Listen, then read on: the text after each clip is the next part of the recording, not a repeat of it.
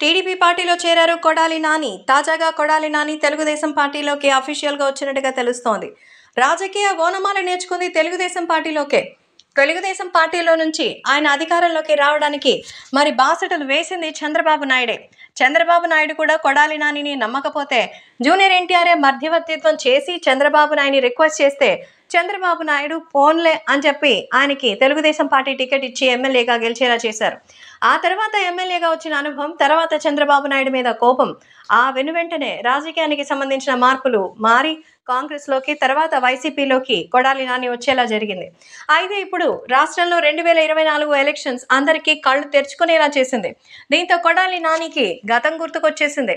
అందుకే కొడాలి నాని ఇక వైసీపీతో ఉంటే ఇబ్బందేనని ఇప్పటికే మనం మాట్లాడిన మాటలకి తెలుగుదేశం పార్టీకి సంబంధించిన వాళ్ళు పగదీర్చుకోవడం మొదలు పెడితే తరాలైనా సరిపోవని గ్రహించారో ఏమో తెలీదు.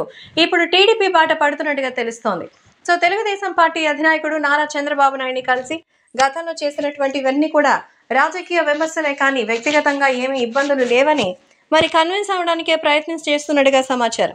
సో ఇదే కనుక నిజమైతే అమోఘం జరుగుతుంది. ఎందుకంటే జగన్మోహన్ రెడ్డికి నోరు పారేసుకునే ఎమ్మెల్యేలలో మరి వైసీపీకి సంబంధించినటువంటి గుడివాడ కొడాలి నాని ఒకరు. ఇప్పుడు ఆ కొడాలి నాని రాజకీయంగా ఓడిపోవడం, కనీసం ఎమ్మెల్యేగా కూడా కాకపోవడంతో అటు జగన్ కూడా పాపం పట్టించుకోవడం లేదట. అందుకే ఇప్పుడు ఇలా ఎంట్రీ ఇస్తున్నట్టుగా అయితే సమాచారం.